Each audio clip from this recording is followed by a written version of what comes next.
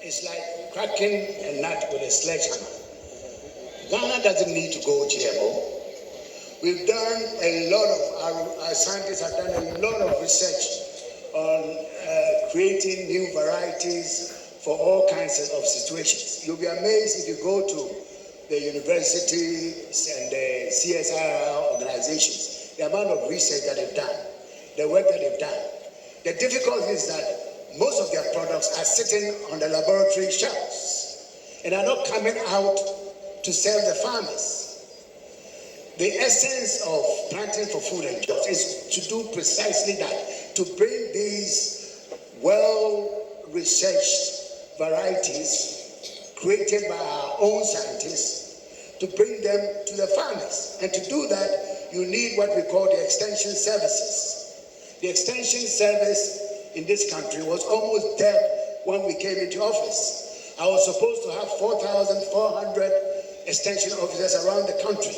And this figure has stayed the same for 40 years. And yet, when I did a count, I had less than 1,600 extension officers. I had to go to cabinet of Nana Andoh Kweku to plead that I should be given permission to resuscitate the sector.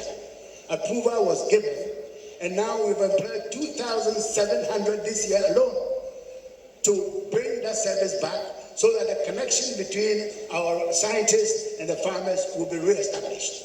So, my lady, forget about GMO. There's no GMO in what we are doing. It's only when we have exhausted all the beautiful work done by our own scientists that we may have to fall on it, and that will be another 100 years, because there's a lot that our scientists have done using traditional breeding methods.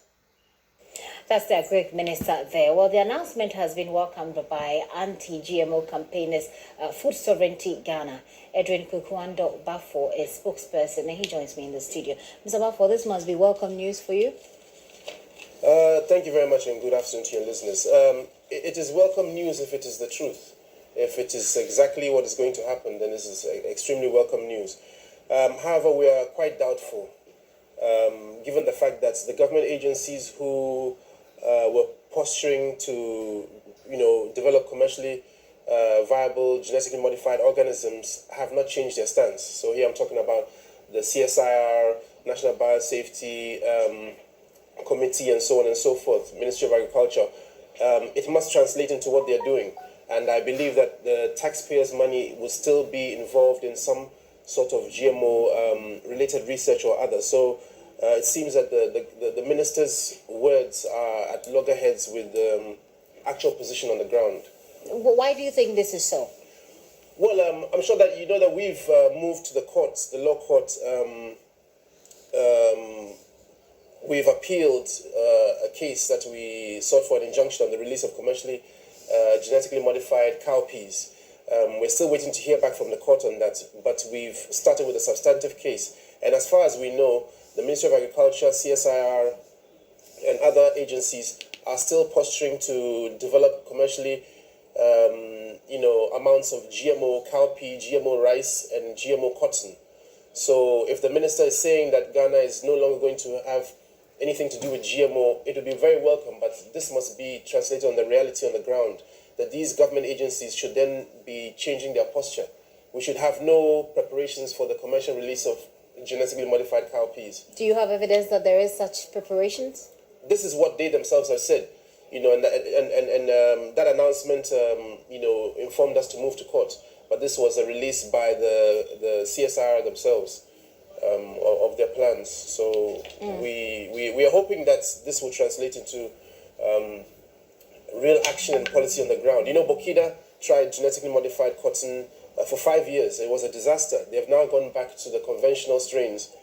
And I've had, not to interrupt you, but I've had conversations with people proponents of GMO foods, and they've said that what happened in Burkina Faso, there are certain things that may not necessarily work in a particular climate, but may work in another climate. So just because it didn't work in Burkina Faso doesn't necessarily mean that GMOs don't work or GMOs create such problems. Okay. Well, before a genetically modified organism is released into the environment, there's lots of research. There are lots of protocols, actually, international protocols, which govern the release of genetically modified crops. So in Burkina's example, there would have had to be research and evidence to show that the expected outcome, what they call an event in the genetic engineering world, that event would be harmless, it would be what the country was wanting. So you don't get a whole nation switching from one type of cotton to another type of cotton without knowing that they would end up with a lower quality fiber, a shorter quality fiber. This shows you that the unintended outcomes of genetic modification are real. And for this and other reasons, we've waved the red flag about the need for Ghana to shift away and rather concentrate on, developing agroecology, which takes care of the planet and at the end of the day is going to provide the food that all the organic markets in Europe and the US are now looking for, that's the long-term vision. But finally, I just want to find out from you, what is the fundamental position of food sovereignty against GMOs? Again, I've had interactions with GMO proponents who say that what GMO actually does is to just take out certain catalysts that make food, for example, rot quickly or faster, to take it out and replace it with something that makes it, either take it out or replace it with something that makes it rot slower, or just take it out completely so you have a long shelf life for these kinds of foods. What's the fundamental? Well, what you're explaining sounds very cute, because if that was what it was in Europe, in Germany, in France, in Holland, in the USA, sorry, not the USA, in Germany, France, Holland, Greece, Russia, this would be a perfect, reason why they would allow GMOs to be grown in their territorial boundaries. But as I speak, all these countries and about 38 others, it is illegal to grow GMOs on their soil. The owner of Monsanto, who just bought Monsanto Bayer, is the largest agrochemical company in the world. They are a huge pharmaceutical in Germany. They are not allowed by German law to plant one GMO plant on German soil. Syngenta is a Swiss company that is not allowed to plant one GMO soil on Swiss soil. So we need to, open our eyes and see exactly what is going on here. This is about the control of food resources. It's about the control of populations. And basically, we stand to lose a lot from our biodiversity. Where we are located in the tropics, you see that we have a whole range of flora and fauna. Now, what GMO is going to do is going to clamp down and reduce that biodiversity that we have. And all independent research around the world shows that GMOs are injurious to human health and the environment. We have submitted testimony to the courts that was provided by international caliber scientists, people who are molecular virologists, people who've worked in the area for 30 years. One particular gentleman has done research on the cowpea for over 30 years. And it's quite unfortunate the position that he has compared to the position of the government, saying that there should be no reason why we should be going ahead commercializing the cowpea.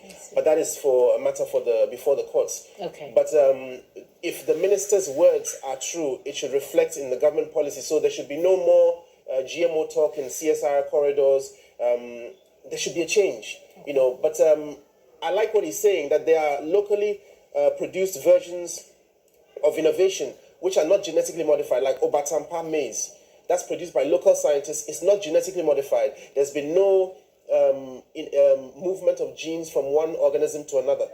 This is the kind of innovation that we are suggesting that our local scientists can do. Okay. We have things like Tech Banshee, which we need to promote. So if the minister's words are true, we should soon see it reflecting on the ground. But we are highly doubtful, and this shouldn't be election banter. It's 2020 around the corner. And you suspect this has something to do with election 2020? We suspect that on the ground, Ghanaians, as he says himself, are not seeming to be favorable to GMO. And so if you're going to put yourselves before the people, at election, you humble yourself. You come down to everybody's level and you even shake hands, you talk one-on-one. At this point is when he's probably feeling like the power of the people is in their hands. The power to decide what you eat is in your hands, is in my hands. And so we think that this is election banter. You think that this is election banter? But we would love to be proved wrong. Okay. This is something we'd love to be proved wrong by. Only time will tell, I guess.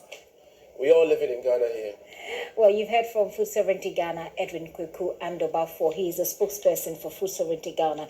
They welcome the news from government, but they're saying that they're suspicious, and they really hope that they'll be proved wrong. Thank you very much for coming. Thank you. Well, JoyNews investigations have uncovered how Ghana lost thousands of cedis after confiscated cars were auctioned cheap